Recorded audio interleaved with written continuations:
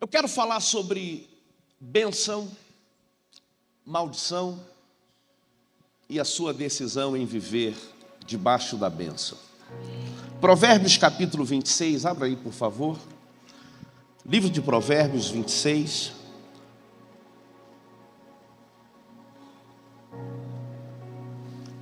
Enquanto você abre o texto, eu preciso de 2 minutinhos ainda para lhe apresentar um livro. É o meu mais novo livro, para a glória e honra do nome de Jesus. E não é ostentação, mas a gente trabalha com seminário, treinamento. Então, o primeiro livro, que é um manual de batalha por princípios bíblicos, batalha espiritual, vendeu 35 mil cópias. Eu posso ouvir um glória a Deus aí? E nesses 4 meses que eu lancei o segundo livro, já foram 3 mil cópias para a glória dele. Nunca foi tão preciso ter uma literatura como essa, não apenas de cabeceira ou mais um livro que você vai comprar. Com todo carinho, sem arrogância, não me queira mal. Não é um livro para você comprar, para colocar de lado e botar na fila dos livros que você tem para ler. É um livro que você precisa ter como manual de consulta. Batalha espiritual contra a família. Pastor, o que é isso? Nunca fomos tão assolados enquanto família como no presente século. Esta 15 dias, o Vaticano baixa uma portaria, o que não é Santo Papa, legitimando bênção para a união homoafetiva. Nós amamos pessoas, nós vivemos a manifestação do reino. E eu falo aqui no livro sobre como é que a gente vai vencer a questão da sexualização. É a guerra que envolve cultura, que envolve entrar dentro das nossas casas. Como é que você vai lidar com alguém que opta por uma situação? Eu sou assim, nasci assim. Como é que você vai fazer? Você vai expulsar? Você vai mandar embora? A guerra que a gente vive enquanto sociedade e, acima de tudo, enquanto igreja, é uma guerra que é da informação. Pastor Lucas, eu trabalho na área de batalha espiritual já há alguns anos, e uma pessoa me perguntou por que é que nos nossos cultos as pessoas não caem mais endemoniadas. A igreja parou de orar? Não. Nunca se orou, se buscou tanto como a igreja atual. A questão é que o nosso inimigo, o nosso oponente espiritual, ele vai sofisticando através das eras. Ele não vai trabalhar apenas com uma questão que você entende que é batalha espiritual. A batalha espiritual é isso. Não. Ele sabe o poder que a igreja tem. E ele sabe que dardos inflamados, por meio da cultura, por meio do relativismo, pode prender a pessoa. Pode estar dentro da igreja, pode ser participante do culto. Mas se ele tem o controle remoto da mente, do campo da ação, do movimento a partir fora a igreja, ele vai conduzir o processo. Esse livro vai lhe auxiliar, seja você filho, pai, casado, solteiro, divorciado, seja você quem for. O que é a guerra que nós estamos vivendo neste século? Alguns capítulos eu quero te passar aqui. Batalha espiritual no casamento, batalha espiritual na criação dos filhos.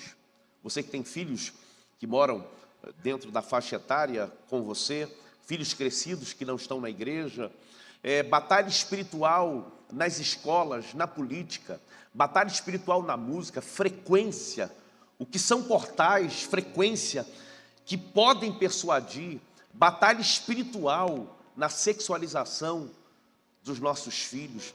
Então é um livro, é um manual, que você pode começar pelo sumário, escolhendo o que estudar, o que pesquisar. Vai abençoar muito a sua vida. E eu quero passar em mãos aqui para o Rabino, pastor Lucas, para o senhor dar uma corrigida aqui, pastor, tirar umas heresias aqui. A igreja aplauda o Senhor, tá bom?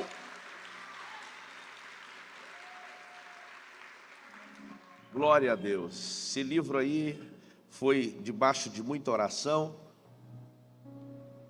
e eu tenho certeza que vai abençoar muito a sua vida. Provérbios 26, 2. Como ao pássaro o vaguear, como a andorinha ao voar, assim a maldição sem causa não virá. Permita ler outra vez. Como ao pássaro vaguear, como a andorinha ao voar, assim a maldição sem causa não virá. Nesse mesmo espírito, curva a sua cabeça. Amigo Espírito Santo, no nome do Abba, nosso Pai, nosso Paizinho querido, Adonai Elohim, pela força, pelo poder que há no nome de Jesus, eu me coloco como porta-voz, como profeta, como arauto, debaixo da aquiescência e autoridade que o Senhor confiou ao pastor Lucas, que é profeta desse arraial, desse território. Há uma jurisdição sobre a vida dele, há uma unção de envio sobre a vida dele, há uma nuvem que paira sobre a Jete, Floripa, nuvem de avivamento, de libertação e de cura. Aqui será, meu Deus, como cidade de refúgio, de cura. Soldados feridos entrarão, ó Deus, em multidão, serão curados, tratados, levantados, treinados e enviados na visão que tu tens dado ao teu servo, à tua serva. E por isso, Senhor, eu me esvazio do que quero falar, do que penso, do que acho, do que estudei, mas eu quero ser pontual àquilo que o Espírito tem movido até aqui. Eu quero pedir ao amigo Espírito Santo que alinhe o meu entendimento, a minha fala, com o mover das águas do Espírito Santo. E se há algum nível de resistência no reino do Espírito, se há algum nível de oração contrária contra esta casa, nós refutamos, nós mandamos embora para o abismo toda oração que tem dado munição a demônios territoriais, toda feitiçaria que vem do meio do arraial. Eu denuncio diante de Adonai, eu denuncio diante do Senhor, porque somos corpo e a cabeça que é Cristo governa a nossa vida como igreja. Por isso, Espírito Santo, aplane o caminho. Tu tens o poder de aplanar o caminho, seja ele tortuoso, seja ele em vales ou montanhas. Amigo Espírito Santo, cerque esse lugar com muralha de fogo. Amigo Espírito Santo, acesse os corações. Amigo Espírito Santo, quebre agora, pelo poder da unção, qualquer que seja a fortaleza, o jugo, agora, pelo poder do nome de Jesus. Ora bacandarababa chorobaba yerere, ura mandacandoroba xerebacandaraias. Oh, nós oramos em linha com a palavra de 2 Coríntios 10:5. Leve cativo o nosso entendimento agora, todo pensamento agora, em obediência à mente de Cristo Jesus. Oramos em linha com a palavra de 1 Coríntios 2:16. Pois quem conheceu a mente do Senhor para que possa instruí-lo, mas nós temos a mente de Cristo. Por um minuto, levante a tua mão agora. Espírito Santo, mova as águas. Amigo Espírito Santo, mova as águas. Oh meu Deus, nós não sairemos daqui da mesma forma que chegamos, mas enquanto estamos aqui sendo abastecido por tua palavra, o Senhor tem dispensado, tem dado ordem aos anjos agora para desconectar todo ponto de contato com a nossa casa, com os nossos filhos, com os nossos familiares, com os nossos negócios. Oh Espírito Santo, mova, mova, mova. E há de ser que toda honra, toda glória, todo louvor nós tributaremos para sempre ao Senhor, o Rei de toda a terra, aquele que tem o maior nome no céu, na terra e debaixo da terra, a saber, Yeshua o Machia, Urabacandaraba, Chorabacandaraia. Se você crê nessa palavra de oração, dê o teu brado de libertação, dê o teu brado de vitória, dê o teu brado agora e diga amém, e dê um forte aplauso ao Messias. Aleluia!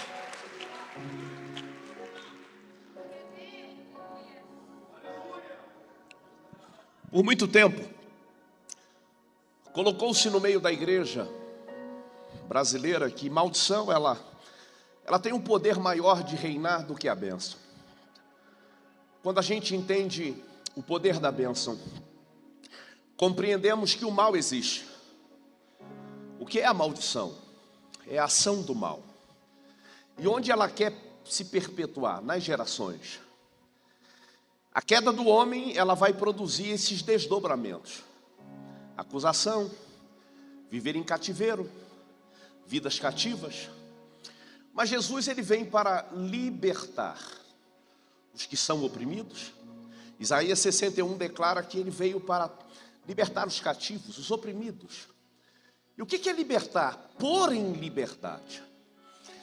A bênção de Deus, ela sempre será maior do que qualquer nível de acusação, seja passado, presente, seja qualquer situação que possa lhe apontar. A bênção de Deus, ela é maior. Mas por muito tempo criou-se crenças em que há uma maldição que visita a terceira e até a quarta geração. Permita construir esse entendimento, porque o Espírito Santo tem nos levado a uma montanha hoje de entendimento sobre quem somos. E o que é uma conquista, uma igreja plantada, uma conquista de cidades. O que é uma identidade de filhos, cidadãos do reino. Êxodo capítulo 20, versos 4 em diante, o próprio Deus vai dar o direcionamento a Moisés nas ordenanças da lei. O povo em que Moisés está libertando é um povo com coração de dura cerviz, um povo ingrato, um povo com a mentalidade escravizada, um povo que se contenta por aquilo que come. No decorrer da travessia vão ter saudades de cebola, pepino do Egito. O Deus de toda boa graça, o Deus que é Pai, sabendo do coração deste povo e sabendo como eles se rebelavam contra Deus e contra a autoridade que Deus constituía na pessoa de Moisés, eles ignoravam os milagres que o Senhor trazia na caminhada no deserto.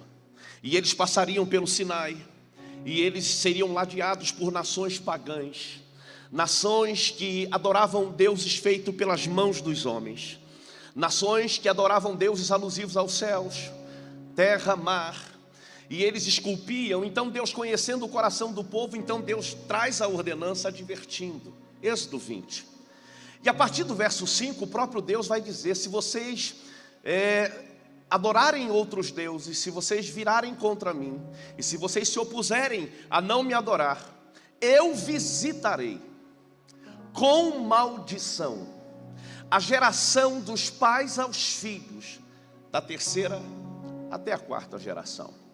Interessante, porque Deus está falando com essa geração que sai do Egito, mas os filhos dessa geração recebem da parte de Deus uma outra direção. É o mesmo Deus.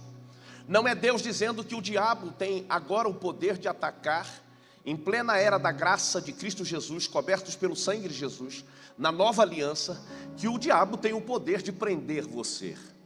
Você vai entender hoje pela palavra que você é livre em Jesus, e sendo livre em Jesus, você foi chamado para proclamar boas novas. Mas escute, porque Deuteronômio 7:9, Deus agora está falando para a geração nascida no deserto, filhos daquela geração que morre no deserto. Deus está dizendo: eu tenho uma bênção, bênção esta que alcançará até 1000 gerações. 1000 gerações é muito maior do que terceira e quarta geração. Uma geração na Bíblia leva pelo menos 40 anos para ser erguida. A cada 40 anos nós vamos ver na Bíblia uma geração sendo levantada. Biblicamente, o término de uma geração, o ciclo, o desfecho, é de 70 a 80 anos, para que se cumpra a palavra que veremos os filhos dos nossos filhos, veremos a nossa posteridade. E o mesmo Deus que está dizendo para uma geração que, se eles forem infiéis, Ele permitirá que maldição acompanhe a terceira e até a quarta geração, é o mesmo Deus, é a mesma boca, se você me entende, que está dizendo: eu tenho uma bênção que alcança até 1000 gerações. Deuteronômio capítulo 30, versos 19 e 20, nós vamos ver o próprio Deus agora dando ao povo uma identidade, dando ao povo uma exclusividade de decidir entre vida e morte, maldição ou bênção, porque o que Deus estabeleceu sobre a sua vida não tem diabo que tire. A promessa que está sobre a sua vida, sobre a sua família, o que Deus estabeleceu para a sua história, não tem nenhuma obra das trevas que possa reivindicar e possa se opor ao que Deus preparou para você. Eu não sei se você me ouve, diga: eu tomo posse dessa palavra. Agora, o que acontece no coração de muita gente? É mais fácil você se dar por vencido, porque é uma cena que vai se repetindo na geração, e o mais desafiador é tomar posicionamento e dizer: na minha geração não vai se repetir. Deixa eu trabalhar esse entendimento sobre maldição. Vem da palavra halá, que quer dizer juízo, punição. No hebraico, ela vem da palavra grega anátema, maldito seja. Uma das definições da palavra maldição, maldicere, vem do latim, é a palavra que se roga, que se fala, o mal que se profere. Eu estou falando para pessoas aqui que talvez já colocaram pechas, marcas, estigmas, sinais na tua honra, na tua caminhada. A chamada reputação, que a partir do ângulo em que uma pessoa, seja o seu progenitor, seja avô, pai, mãe, alguém que você conviveu, a partir do que ela vê o mundo, o prisma, a visão que ela tem de mundo, o que está dentro da alma, o que carrega, ela quer colocar em você, ou colocou. Estou falando para pessoas aqui que não tiveram direito de se defender, pessoas que foram levadas a um nível e rotuladas como pessoas malignas, seja na área moral, na vida espiritual. Estou falando para soldados feridos da caminhada da fé. Estou falando para pais, filhos. Escute isso. Interessante, porque a maldição parece que ela tem um poder de eficácia muito mais que a bênção, mas não é assim. Maldição tem muito mais a ver com cultura aprendida, porque bênção é movimento de fé. Bênção não é movimento a partir das circunstâncias. A bênção é propriedade da palavra que acessa o meu espírito, que acessa a minha alma, e que faz uma mudança não nas exterioridades, mas começa a mudar a minha forma de pensar. Começa a trazer valores e resgata princípios que talvez para nós não serviria. Serviria para o próximo, serviria para o irmão que está à minha volta, mas para mim, pastor, sempre foi difícil. Escute isso. A palavra de Deus diz em Filipenses 1,6: estou bem certo que aquele que começou a boa obra em vós é fiel para completá-la até o dia de Cristo Jesus.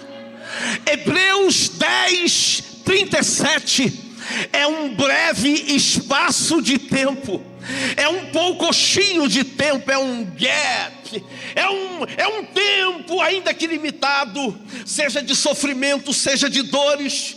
Mas o Deus que te chamou, o Deus que te deu a vida, no plano eterno daquele que é Pai, não colocou você nesse mundo para ser saco de pancada, para reproduzir o que há de pior na sua ancestralidade.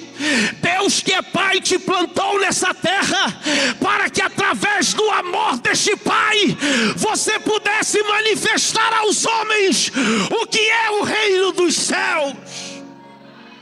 Vem comigo. Interessante, porque a palavra então ela muda o meu conceito, a minha visão, e eu começo a entender e a ligar situações. Escute isso. Efésios capítulo 1, verso 4. Deus nos escolheu nele, antes da fundação do mundo, para que ministrássemos diante dele em amor. Deus não escolheu você para ser o próximo adúltero da família.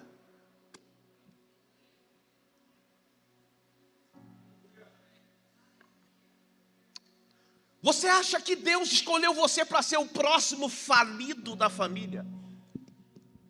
Mas pastor, há uma marca, há uma sina, um karma progressivo, terrível que acompanha. Pastor, o senhor não está entendendo? A cena se repete. Então vamos quebrar cultura, porque o reino dos céus vem na contracultura estabelecida. Então é pela palavra, não é a minha forma conceitual teológica, é o que a palavra de Deus está dizendo. A palavra de Deus diz que antes de você ser formado na biologia, na visão biológica, antes de você ser materializado no útero da sua mãe, antes do sêmen do seu pai encontrar o óvulo da sua mãe, e não importa qual foi a forma, se foi trágica, se foi terrível, ou se foi debaixo da bênção, vida, o direito dela, quem dá é o Pai das luzes. E Deus sabe por que te chamou, Deus sabe por que te deu vida, Deus sabe, Ele viu em você a capacidade de olhar para a maldição e dizer: eu decido viver a bênção e não a maldição.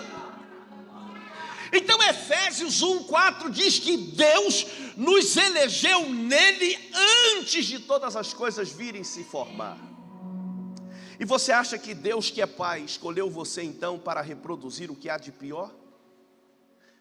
Deus escolheu você então para ter uma marca? Tipo, você vai passar um tempo na vida, meu filho, pagando boleto nessa área. Ó, você vai pagar, no finalzinho da sua vida eu vou vir, você vai ter um momento de suspiro e alegria, depois você vai morrer. Não! Não! Efésios 1:3, o versículo anterior: e o Deus de Pai de nosso Senhor Jesus Cristo nos abençoou com todas as sortes de bênçãos nas regiões celestiais, por meio de Cristo Jesus. Jet Floripa, eu tenho uma palavra de Deus para essa igreja.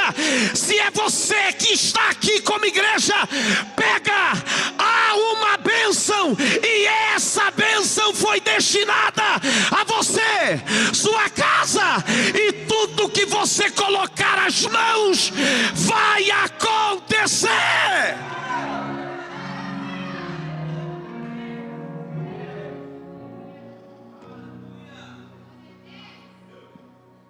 Deus sabendo, porque os atributos indivisíveis de Deus, da pessoa ou da persona do Deus que é eterno, o Deus que é espírito, o advento, ou seja, Ele conhece o fim desde o início, o que é o alfa e o ômega, conhecendo no livre-arbítrio o poder de decisão do homem.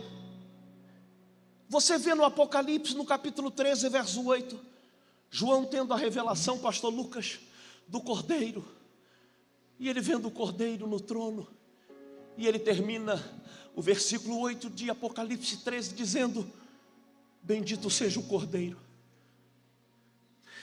que foi morto antes da fundação do mundo.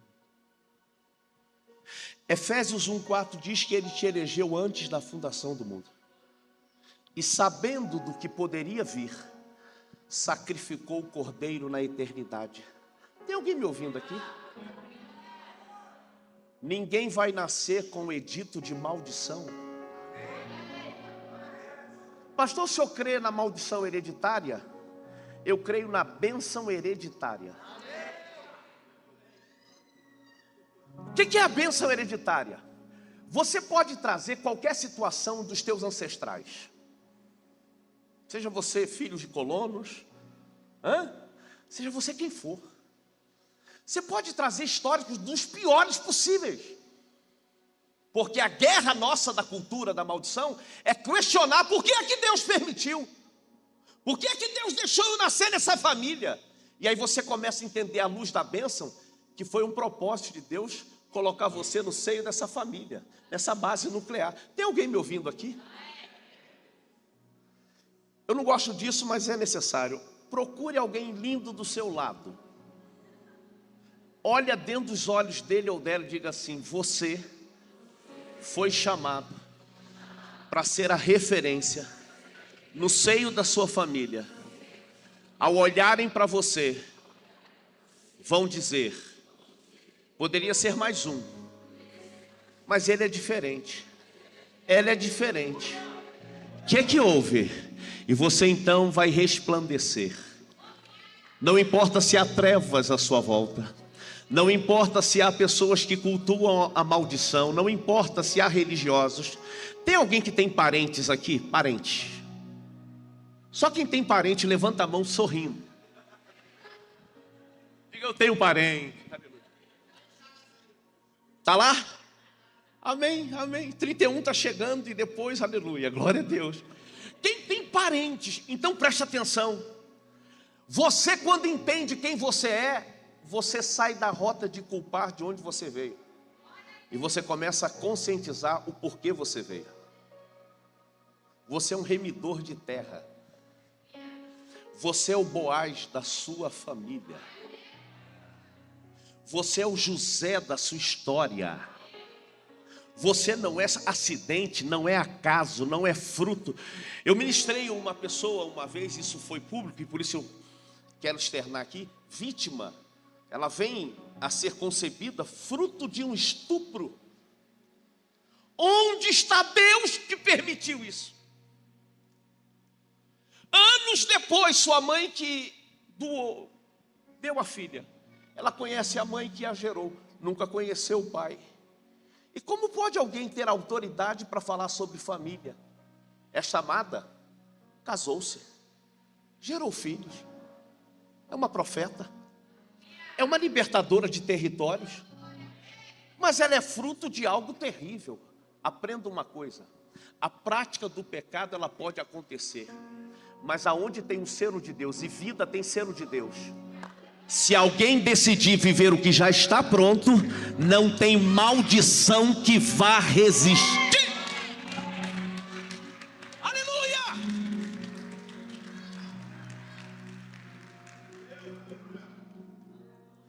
Quando você vai para a genealogia de Jesus, a pergunta é: por que é que Jesus descende na árvore genealógica? E a profecia, porque ele tem que vir da tribo de Judá. Por que é que Jesus então vai ter no seu currículo genealógico a irmã Raabe? Quem era Raabe? Vou te falar. Profissional do corpo.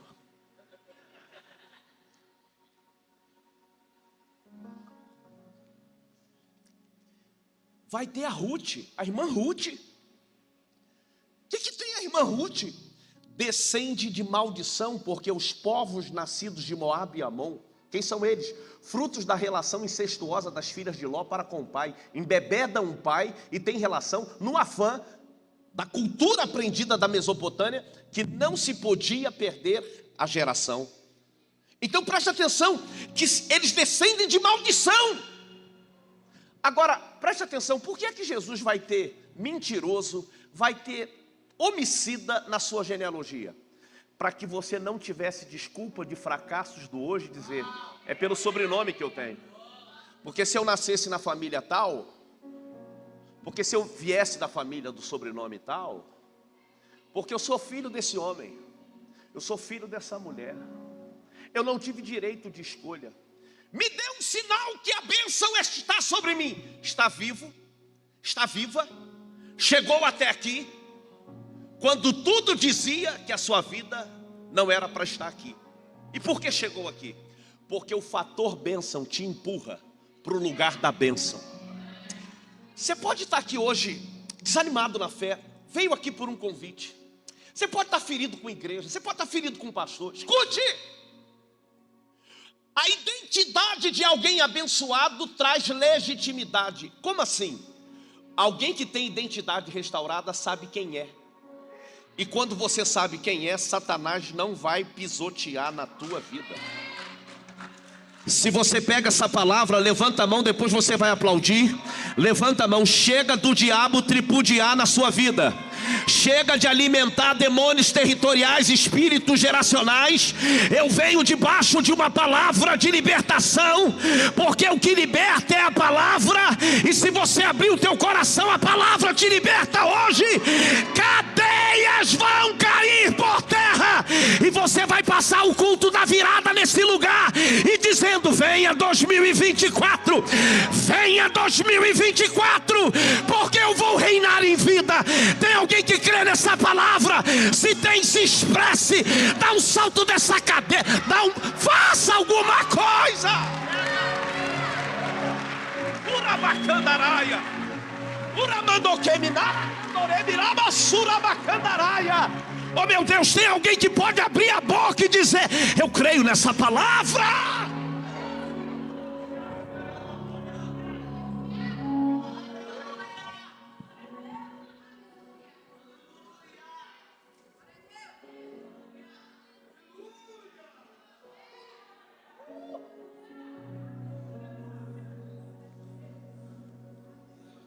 Por que é que a cena se repete? Mateus capítulo 12, versos 43 ao 45. É Jesus quem está dizendo que quando um espírito é tirado de uma casa, ele é lançado nos ares. Ares ali tem a ver com o segundo céu, onde anjos e demônios travam batalhas. O segundo céu é o perímetro espiritual, onde demônios querem atar a adoração da igreja. Por isso, voluntários, pessoas que estão debaixo da autoridade do pastor Lucas, vocês têm que andar em unidade de linguagem, de visão, proceder, para não fortalecer o segundo céu, aonde demônios tentam atar o crescimento da igreja. Jesus então diz que quando alguém entrega a sua vida a Jesus, ele se torna uma casa arrumada. E por que uma casa arrumada? Porque o amigo Espírito Santo, ele que foi enviado para não nos deixar órfãos, ele que foi enviado para não falar de si mesmo, mas para testificar as obras de Jesus aos homens, ele que foi enviado para nos encaminhar em toda a verdade. A pessoa bendita do Espírito Santo, é ele que convence o homem do pecado, da justiça e do juízo. É o Espírito Santo que vai trazer a regeneração, é o Espírito Santo que vai convencer você de quem você é na essência da criação. Então escute isso, pelo amor de Deus. Você não pode alimentar a guerra do segundo céu, porque existem espíritos caídos que na sua geração tiveram domínio e legalidade para reinar. Deixa eu te falar uma coisa.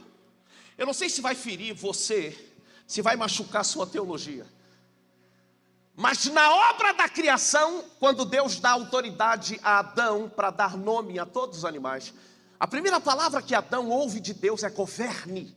Essa é a essência da escolha, governar. Romanos 5,17, Paulo termina dizendo assim, que em Cristo fomos chamados para reinar em vida. O que é reinar em vida? Não é se aculturar com relativismo. A família não muda, é assim mesmo, é uma marca da família. Todo mundo quebra, todo mundo vai embora. Não! E por que não? Não teria sentido Deus te dar a vida e te plantar onde te plantou. Preste atenção. Se a maldição vai atingir os defensores da maldição hereditária, vai atingir a terceira e até a quarta geração, e se uma geração, o ciclo dela é de 40 ou 80 anos, é matemática, é exata. Qual a durabilidade? 4 gerações de maldição ou 1000 gerações de bênção? 1000 ou 4? 1000 ou 4? Catuca e diga assim, então por que você está insistindo em viver debaixo da cultura? Você aprendeu assim. Deixa a Bíblia quebrar esse conceito, para que aqui não se torne mais uma igreja onde você está buscando perfeição, onde você quer ouvir apenas o que a sua alma ferida quer ouvir, mas que seja a igreja onde você vai criar raiz, e você vai ver seus filhos sendo batizados, casamentos da sua família, e daqui Deus emanando bênção sobre a sua vida. Você recebe essa palavra? E Jesus então fala que esse espírito vai para o segundo céu, os ares, e fica dizendo assim: voltarei para o lugar de onde saí. Por que esse espírito fica falando voltarei para o lugar de onde saí? Porque na obra da criação, essa foi a visão de Deus. E aqui eu falo, não ferindo a tua teologia, mas quando Deus dá autoridade a Adão, não dá para ele ter voo próprio. Não dar a ele para ele fazer o que ele quer. Ele está alinhado com a visão de Deus. Hello. Amanhã eu vou falar aqui sobre jurisdição espiritual.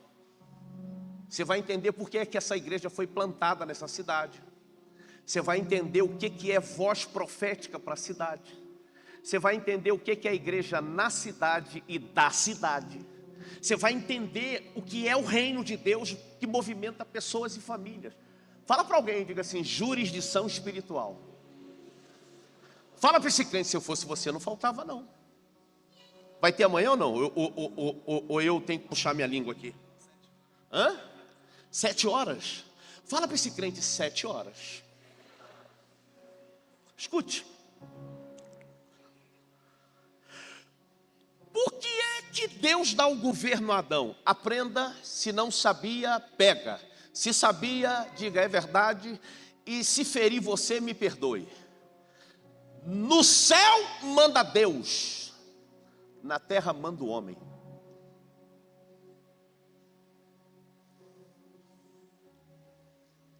Obra da criação. Ué, o Deus que criou tudo agora vai dar ao homem a cereja do bolo para dar nome aos animais?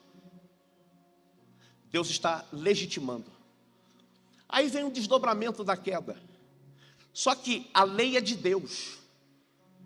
Então, até Jesus se manifestar, Satanás ia no céu, no terceiro céu, acusar, como acusou a Jó.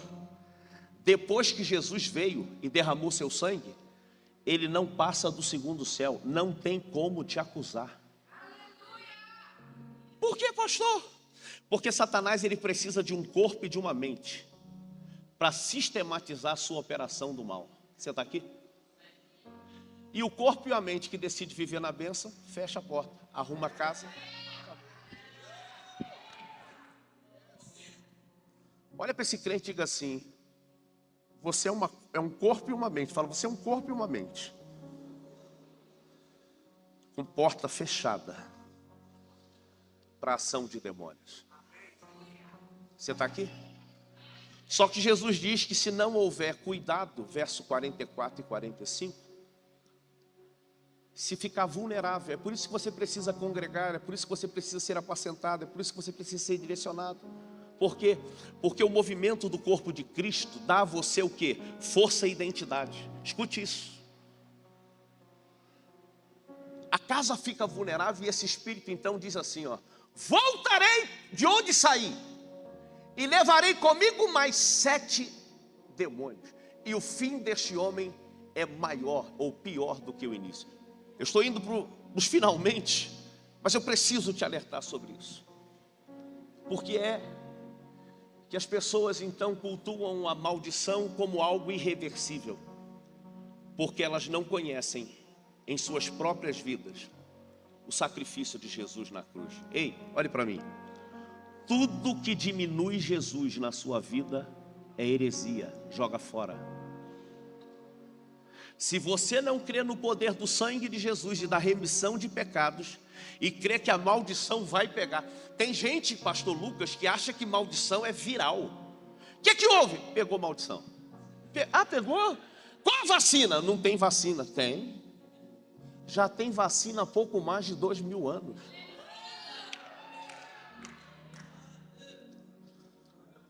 Colossenses capítulo 2, versos 13 em diante. Havia um escrito de dívida que era contra nós. Não havia moeda que podia pagar. Foi pago. Afixado na eternidade. Está pago. Expôs publicamente principados e potestades. Os levou à vergonha eterna. Jesus pagou. Toca na mão de alguém. Vem cá, Arthur. Você vai fazer isso aqui, ó. Está pago. Você não deve nada. Você pode sair do teu lugar. Vá até alguém. Levanta aí da tua cadeira, vá até alguém e diga assim: está pago. Você não deve nada. Vai, meu irmão, me ajude isso.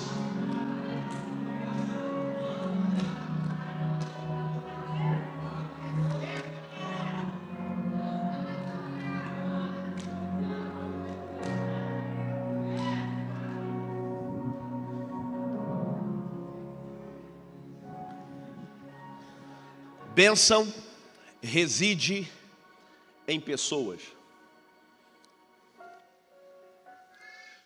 Jacó teve 4 mulheres. Quantas mulheres? Só amava uma, a Raquel. Mas ele é de uma cultura pagã. Não ele, mas ele recebe a herdade da cultura, o engano. Porque o mal vai se reproduzindo até o caráter ser confrontado. Agora, ele sai de Padã Arã com 4 mulheres, com filhos das servas, das suas esposas. Preste atenção. Tem um cara por nome José. Qual o nome? Que nasce na família dele. É o 12º filho. E esse cara cresce, é sonhador, é homem de Deus. Deus faz um milagre na vida dele. Preste atenção. Quantas mulheres José teve na vida? Uma. Por que, pastor? Porque comportamento aprendido, quando o sonho, a visão, a palavra entra, joga por terra o que é cultura humana. E faz manifestar na minha mente, no meu corpo, no meu espírito, na minha alma, cura e libertação. E agora eu opero diante da essência para o qual eu fui criado. José só teve uma. Pastor, eu estou no 2º, 3º casamento. Fique nele, por favor, e vai até Jesus voltar.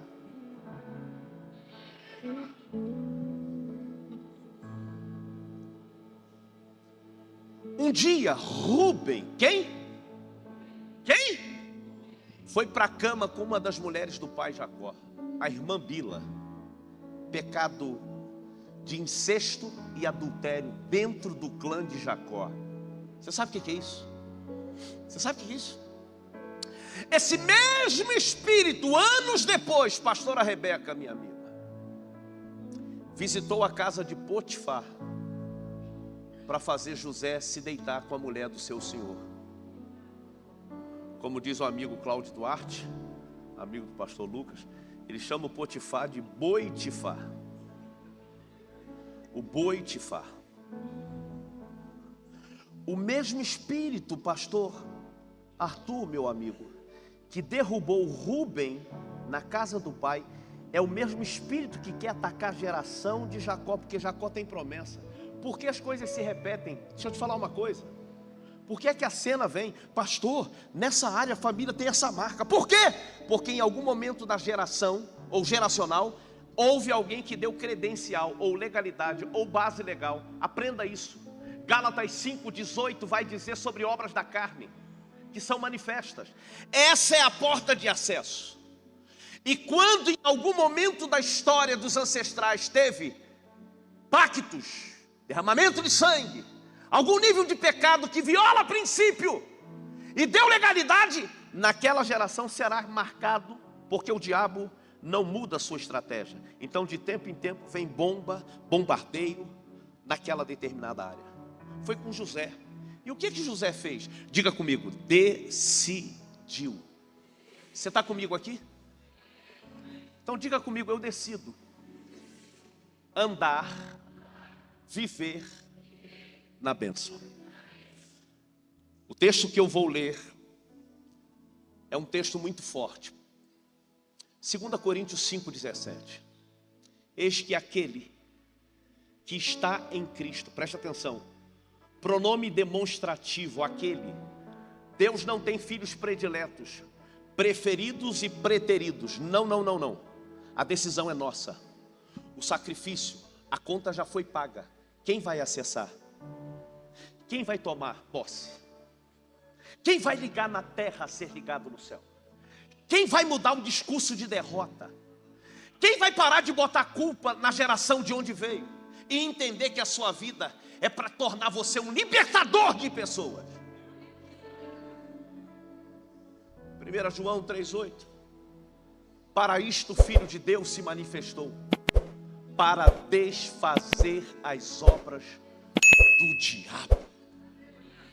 Põe a mão no teu coração, curva a sua cabeça.